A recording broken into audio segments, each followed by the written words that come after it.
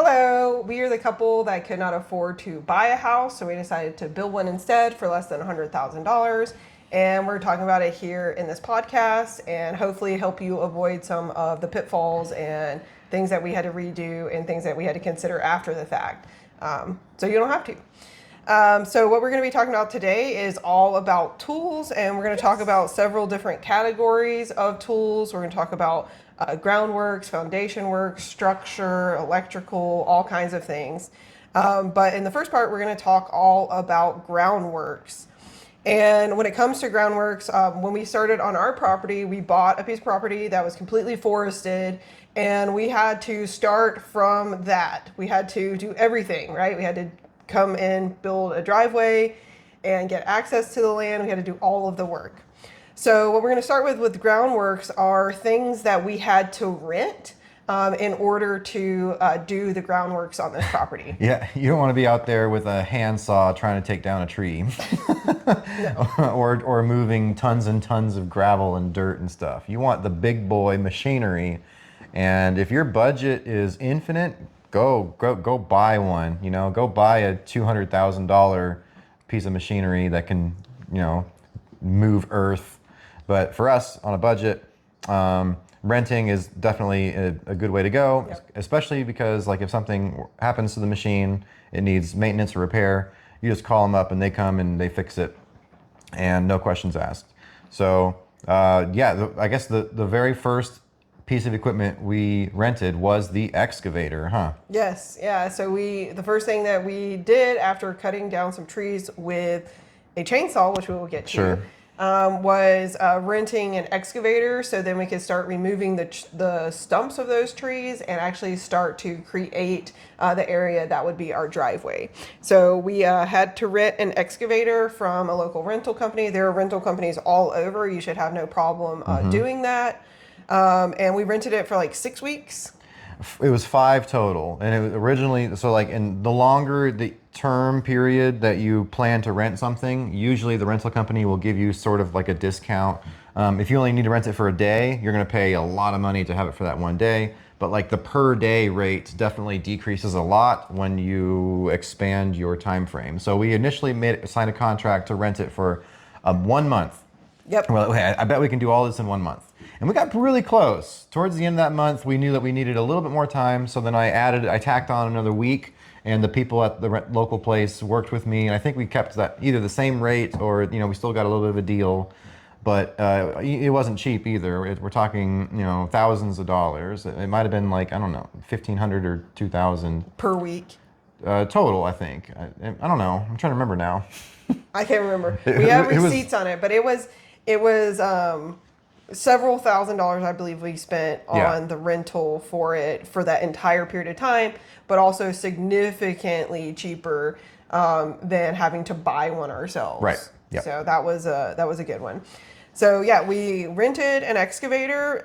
We also rented from the same company a vibrator or compactor plate to compact the soil. Right, yeah, because part of our project was using a retaining wall, and a big thing with retaining walls is that you have to really compact the dirt behind the wall, so that way everything stays nice and firm, and when you're driving cars and stuff, the earth isn't going to just cave in, or you don't want any sinkholes in your driveway. No sinkholes. So a vibrator was another thing to compact that soil, vibrate everything down to make sure that it was super compact. And then the next big thing that we rented, and we rented this one twice, was a trencher. Yep. So the trencher just essentially, it does what it says it does. It just digs a big trench. It's a really cool thing. It's pretty big. It's like something you walk behind, and it has controls, and it has this giant, almost like a big chainsaw blade that's 3 or 4 feet long, and that thing just it turns, and it carves this beautiful line right down into the ground. It can go up to 3 feet deep, which is the depth that you want to put your electrical lines, just to make sure no one ever finds them again by accident. Clips them. So we did that for our electrical conduits and for our water supply trench and stuff. Yeah, and then the second time we rented it, we used it through our neighbor's yard to put our sewer line through their yard and tap into the community sewer. Yep. But we also use other things that we didn't necessarily rent from anybody, but we just borrowed from family members that had them. It's good to have friends and family. It's good to have friends and family.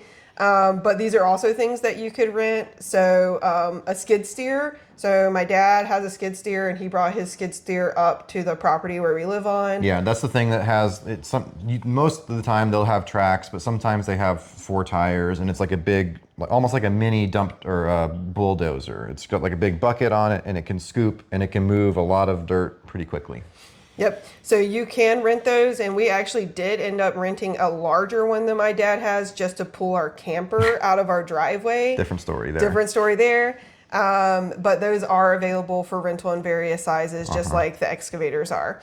Another thing that we borrowed from my dad was a post hole auger. And that's just, think about a drill bit. It's like a giant drill bit that you hold onto to dig holes into your soil to do things like porch pylons that we had made. Yep. We also borrowed and / rented my dad's concrete mixer because we did mix up individually for each of the concrete pylons that we put in for our porch structure. Yeah, man, that thing was nice to have because Yeah. otherwise the other alternative is just mixing in a wheelbarrow. this in a wheelbarrow, and we did how many bags of concrete did we have to use for all of our different piers that we poured? I mean, we're talking dozens and dozens and dozens of bags. Yeah, so that mixer was great. It definitely helped a lot, although we did end up mixing a couple of them in buckets, but that was nothing comparatively. Majority of the work was definitely that concrete mixer. It did great. Yep. Other things that you can consider, especially when you're doing the groundworks and you've cut trees down, are renting something like a wood chipper so that you can get rid of all of that wood. What we ended up doing was just cutting them up into like log sizes and then stacking them around the property. And then like all the smaller branches and shrubs and stuff did go to a burn pile. Yeah. I know some environmentalists out there say don't do that, but That's me. And we did do some burning to get rid of a lot of the excess brush. Yeah, but the actual like trunks of trees, we kept those because eventually we will be hopefully putting in a wood stove in here in our living room. So we did keep all of that wood. Another thing would be a stump grinder, especially if you just want to, if there's some areas where you just need to get the stump down to ground level. For us, we dug out, using the excavator, we dug out all of the root balls of the trees. And that worked out well for us because, every single tree that we cut down, it needed to be fully removed because we needed to tamp and compact the soil to put a structure on. And we had to run lines, and so like a lot of our conduit and stuff would have had to go straight through, or we would have had to like route it around tree trunks and stuff. And no. So I recommend getting rid of the whole trunk. That way you can really do anything that you need to do in that area. Yeah, definitely a smart idea. The last one we have on our list is a dump truck. When you build your own house, you're going to need lots of material. And especially if you build a house like us, you're going to need to buy soil and you're going to need to buy a ton of rock. Yeah. You're always going to need to buy a ton of rock because you need to put rock all around your house so you can have drainage. Not just a ton, like tons tons, dozens of tons, Dozens if not of tons. hundreds of tons of gravel and what's it called? Crush and run for the driveway. 57 stone, all kinds of different things that you're going to need. Yep. Again, we were lucky because we have a friend that at the time was working for a business that had a dump truck, and the business owner was really nice to let him use that dump truck to bring us the supplies. But a dump truck, you're probably not going to be able to rent your own dump truck, but you could probably from some places. But mostly you'll either find somebody with a dump truck to bring you the supplies, or like if you order directly from a quarry, a lot of times the quarry will have a truck that will bring those supplies out to you. Yeah, the quarry will help you. They like dispatch they have third-party drivers who just work with the quarry to deliver loads all the time, and so they'll dispatch someone out. Same thing with a lot of landscaping, like fill dirt suppliers. They'll probably have somebody who can help deliver stuff for you if you don't want to go pick it up yourself. Yes. So that's kind of the big potential rentals. But when we're talking about tools, I think it's important for us to let everyone know that we have 2 cars. I drive a Yeah. Subaru and he drives a Saab. 4-door sedan. Yeah. 4-door cars, sedans, and we don't have a truck. And we did our entire project without a truck. Although my dad did come up a couple times with his truck, many times, not just a couple, Sure. with his truck to help us get some things like, 16-foot long boards or anything like that. So another thing you could possibly put under your potential rentals, if you're like us and just have cars, is a truck. Like you can rent a truck from like your local Lowe's or Home Depot. They always have trucks that you can rent. We did look into that once or twice, but most of the things that we wanted to haul were really, really big, which required a trailer.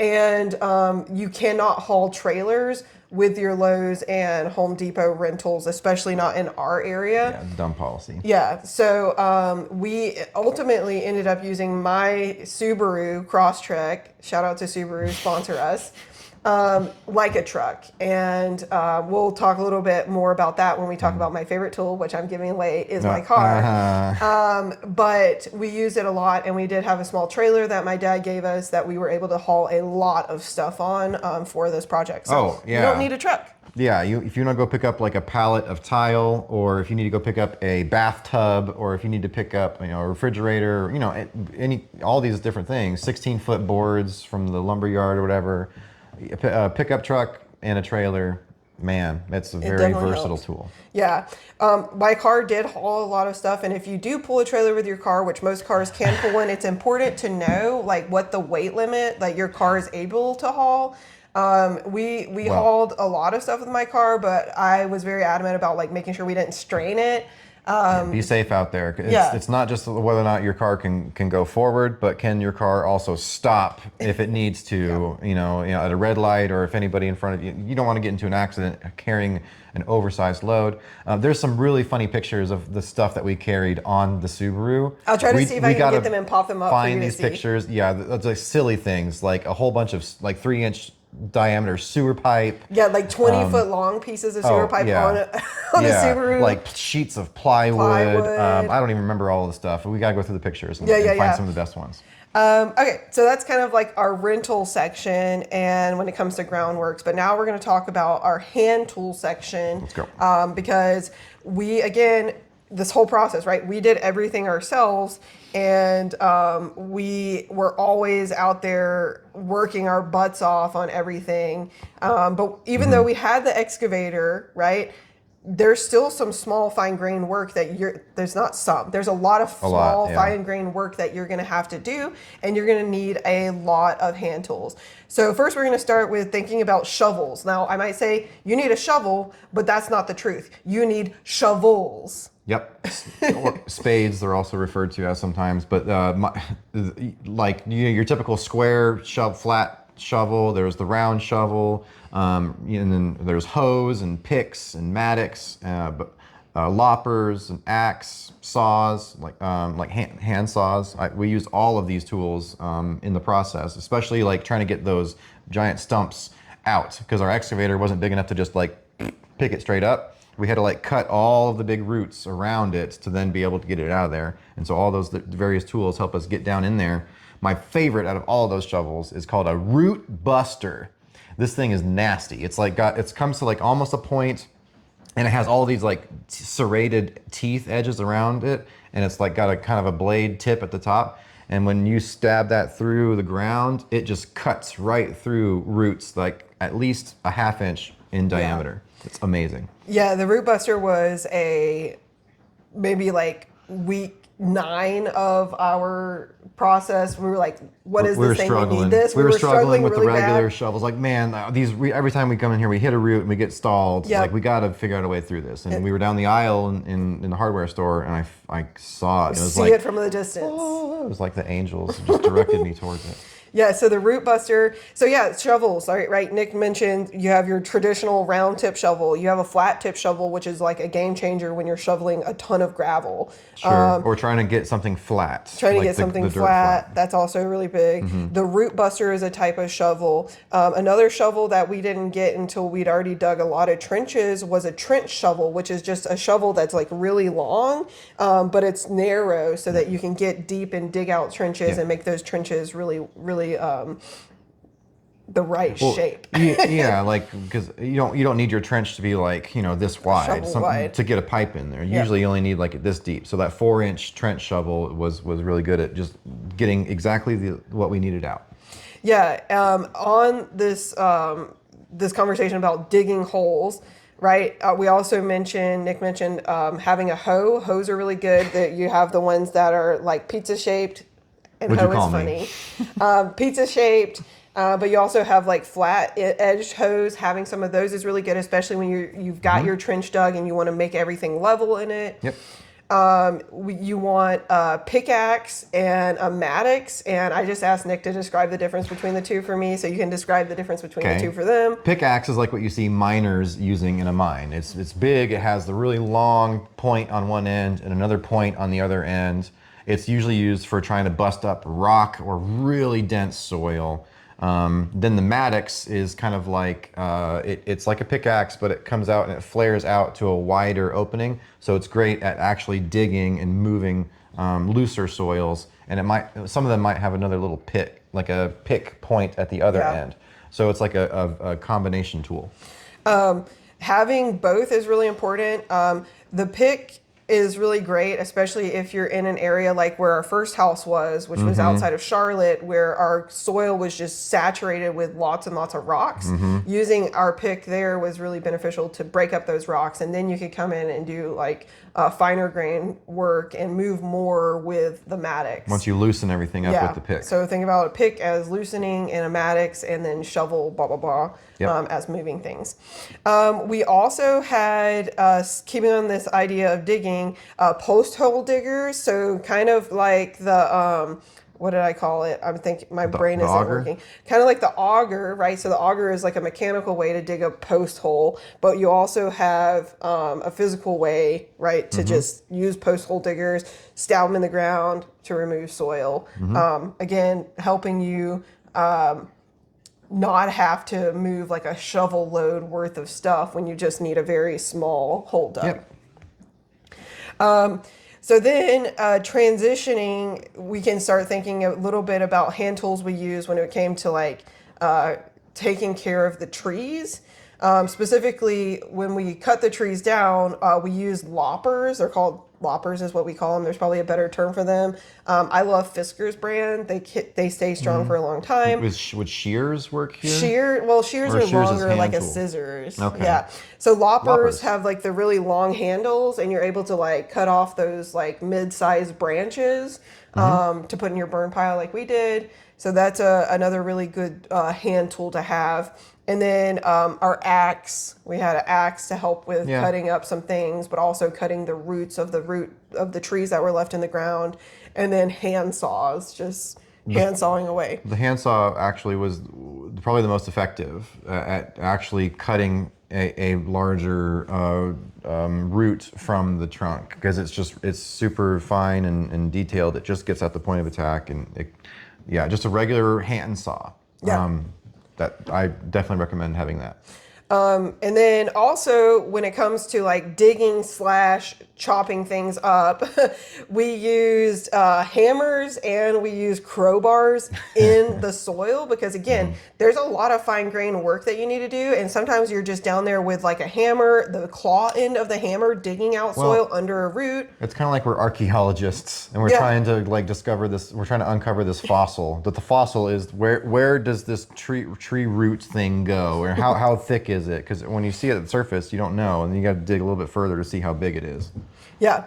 So you use things like your claw end of your hammer or any kind of crowbar or pry bar that you have to just like get in there and see what you're working with, and then you come in with your axe or your hand saw to cut the roots out of the ground. So then you can use your excavator to pick up the root ball and then go about your groundworks. Yep.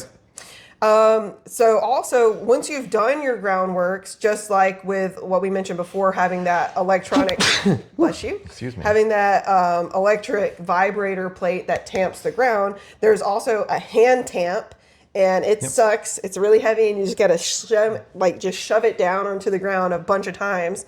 And having that piece of equipment is super important because you need to tamp everything. Make it compact. Yeah. All the soil has got to be 90 to 99% compact. Yep. So being able to compact is really good, and having a hand tamp. They make various size plates.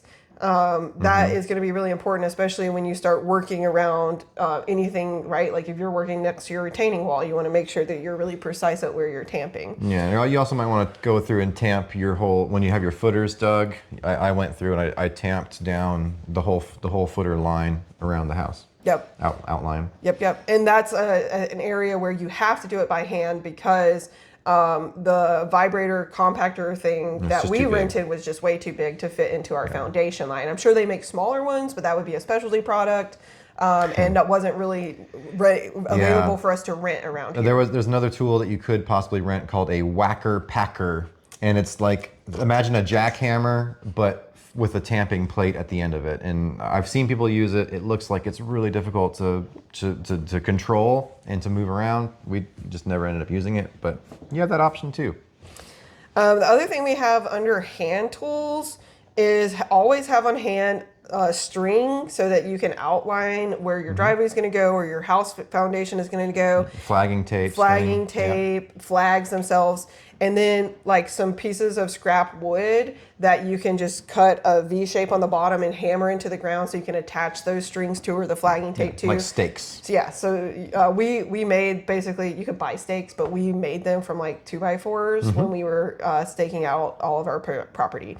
So those are important tools to have on hand again for this groundworks because you need to start thinking about where your driveway is going to be and where your house is. So then you can use the excavator to help you outline that driveway or to dig your footers and foundation. Okay, so the next part that we have for our groundwork section are power tools. So we've been talking about one of those power tools a lot, which is the chainsaw, because if you don't have a chainsaw and you have a wooded piece of property, you can't really use any of the other tools because you need to cut the trees down that you have selected first. So we had selected, I think it was around 8 to 11 trees that we were going to cut down on the property because I really was an advocate for keeping as many trees as possible and only cutting those that were going to be either in the driveway or in the space that the house was on. Yeah, I mean, some people just go through and they hire somebody to clear cut the entire property line and just so they can start from scratch and they dig all the dirt up and make a big old mess. Of course, we're trying to be as environmentally conscious as we can with given our restraints for what we can do. And so only by selecting the trees that absolutely had to go is going to make the least footprint change in the property. And then we were able to make most of the property still wild/native, which was a big part of our value system, what we like to have. Yeah, so we had hired someone to come in and cut the trees for us. They felled those trees on the property.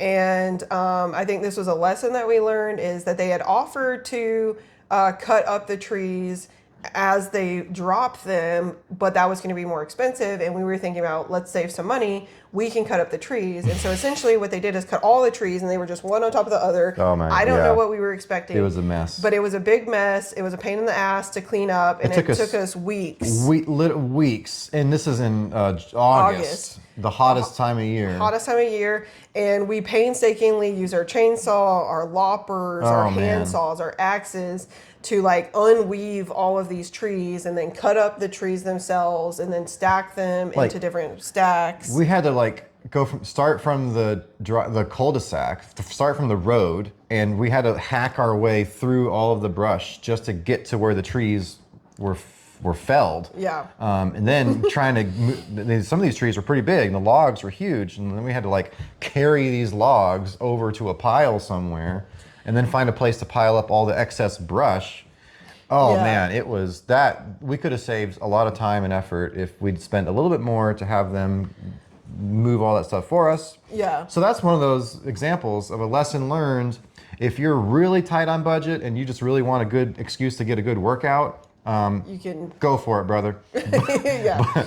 But if you want to save yourself a little bit of time or a lot of time with a little bit more money up front, yeah, you might want to just have the trees taken care of entirely for you. Then you can get to work on doing the stuff that really Yeah, matters. I think that if we do this process again, that I would, if it's like one tree, that's fine. But if it's multiple trees that are all in a tight location, I would definitely pay the money to have the crew that's cutting them do it all in that sitting.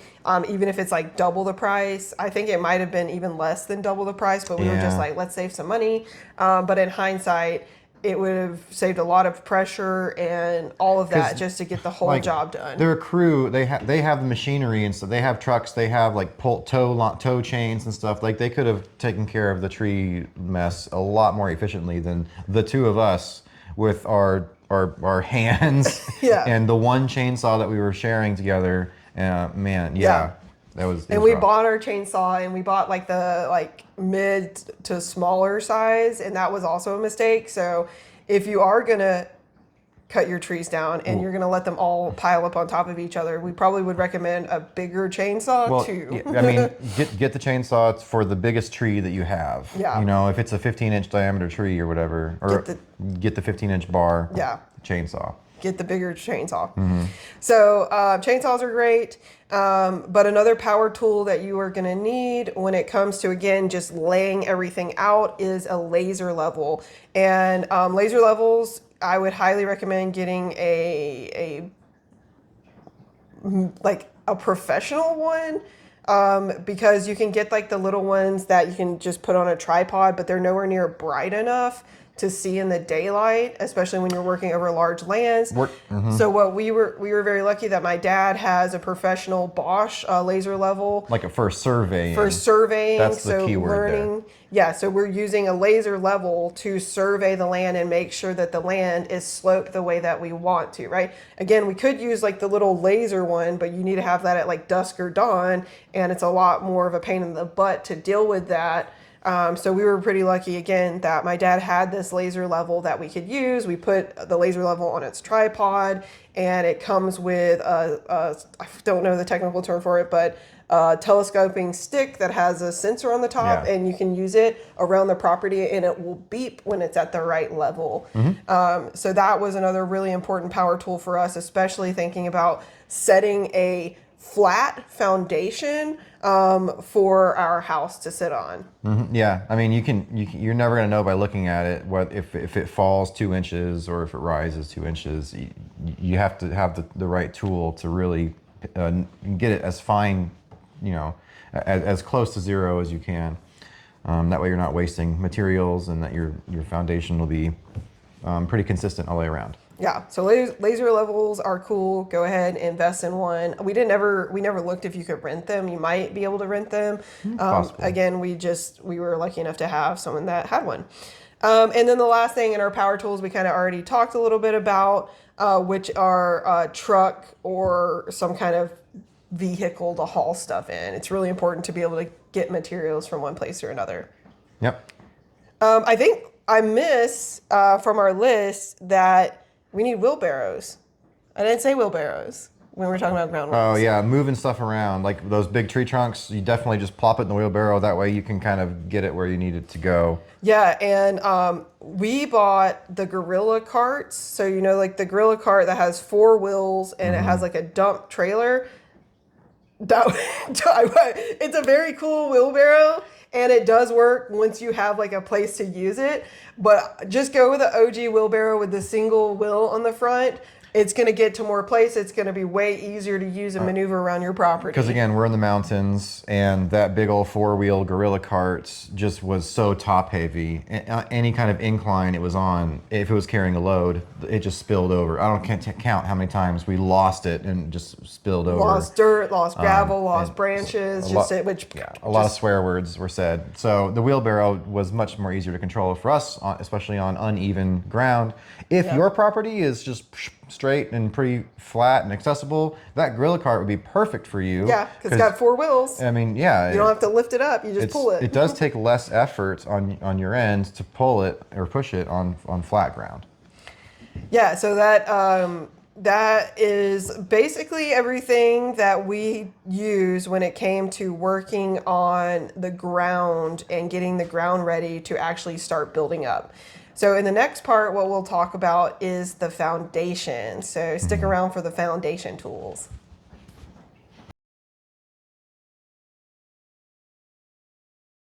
Hello, we are the couple that could not afford to buy a house where we live, so we decided to build one instead for less than $100,000, and we're talking about it here. Today we're talking all about tools, and in this section we're going to talk about tools that we use when it came to foundation work. So in the last section we talked about Groundworks, and we talked about using the excavator to dig out our foundation, and we talked about using a hand tamp to tamp down that foundation so that the soil would actually hold our structure. And so now we're going to talk about the next steps when it comes to the foundation. And this is Autumn. Hello. Okay, so a good foundation starts with a trench or a footers. That's what it's called. So you have your footers dug at this point, and you're ready to get them poured. We actually hired some foundation crews to pour for us because it's really easy to let concrete get out of hand. You know, if there's a small group of people working on it, it needs to only be a small area. But a bigger area, like an entire house foundation, and we had these what were called bulkheads, because we were up on a slope and we had the foundation kind of come up at 4 feet in the middle. There's these giant, huge bulkheads that connect the lower level foundation to the upper level foundation. And so we had a dump trucks were coming up on the road, and then there was this pump trailer thing that they had rented, and it pumps it's this hose that comes down to the site, and then the concrete just comes out the hose. just comes out of the hose, and that thing and concrete's heavy, right?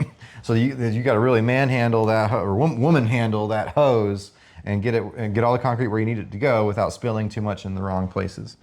So a crew of people helped us do that. We also did a monolithic slab for our basement, which means so that all of the footers were poured and the basement floor was poured in one go, all together. So everything is connected in one continuous pour.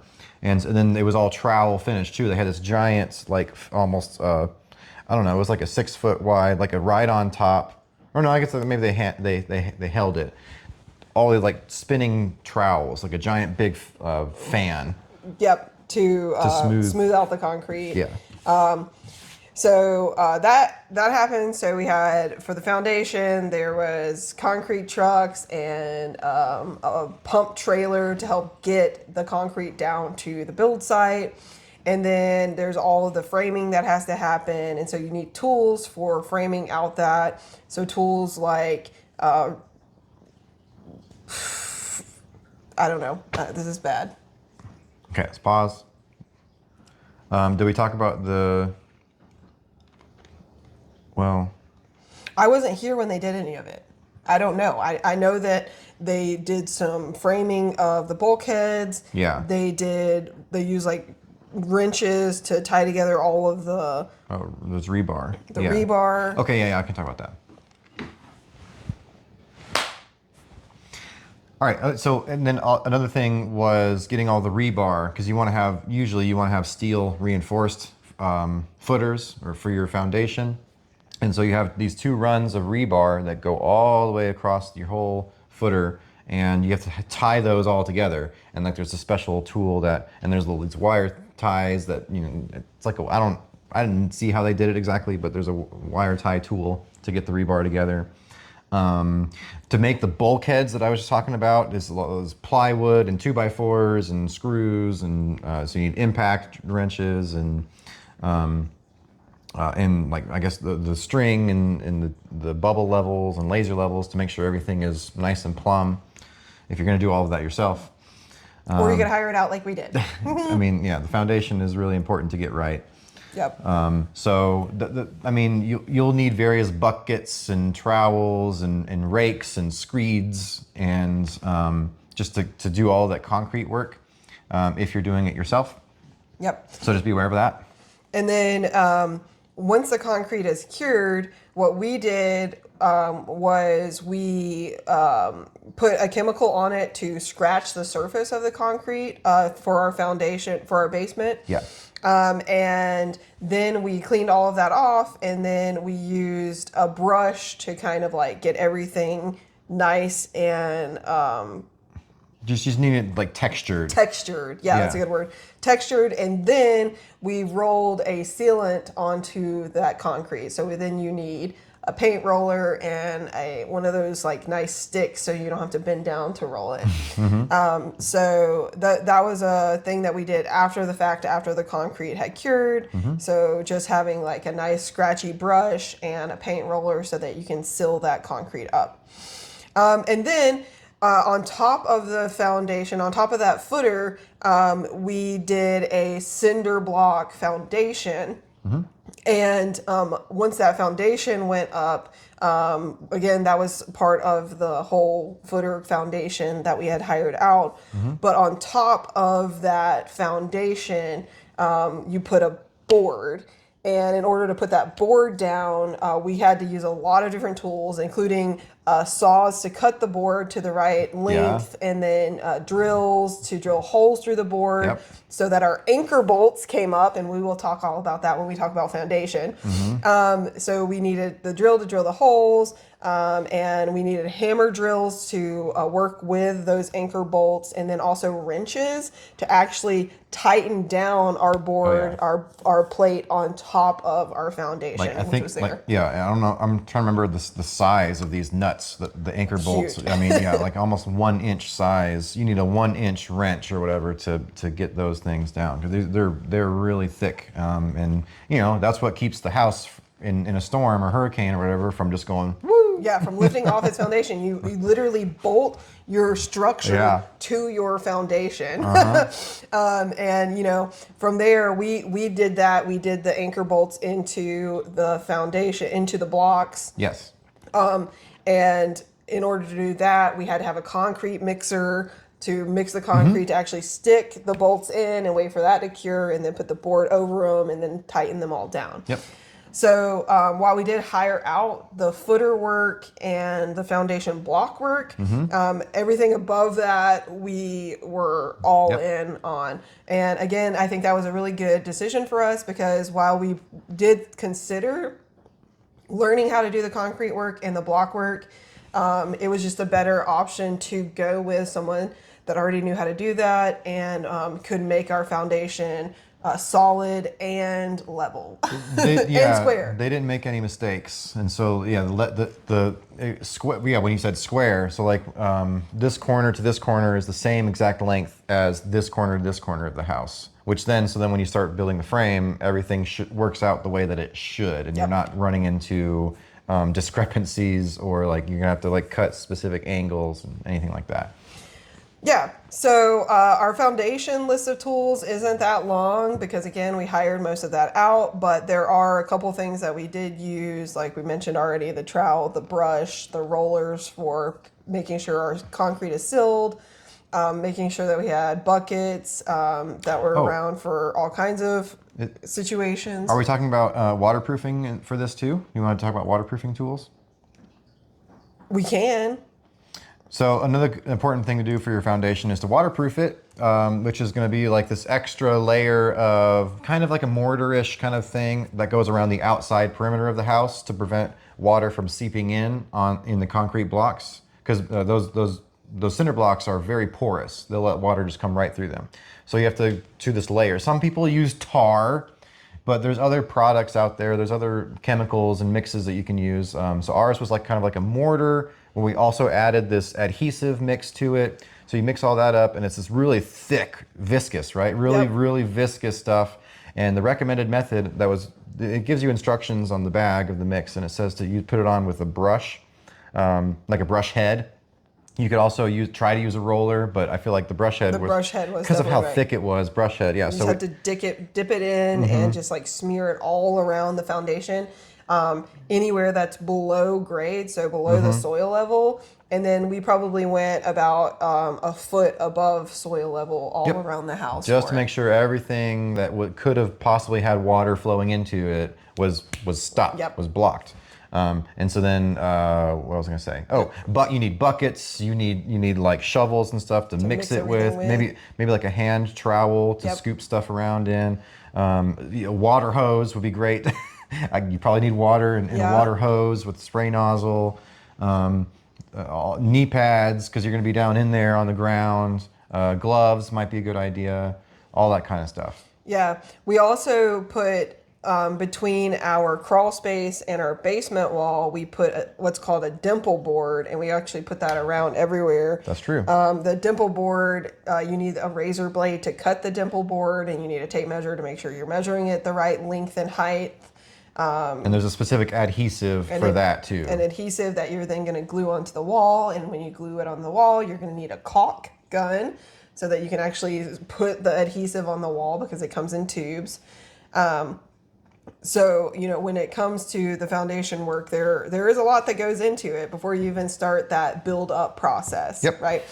So again, for the foundation, the tools that we mentioned are concrete mixer, the trowel, the brush head, rollers, having lots of buckets, having your drill, hammer drill, a bunch of wrenches to tighten down your top plate. And then the typical waterproofing tools, which include having a good razor blade to cut things open, having a trowel to mix the waterproofing, having a caulk gun to put your adhesive onto the walls, and a good brush head to smear that waterproofing material onto your foundation. Sounds good. So that is a quick intro to foundation tools. And in the next section, it's going to be a lot longer because it's all about framing and the tools that you'll need for that framing process. Let's go.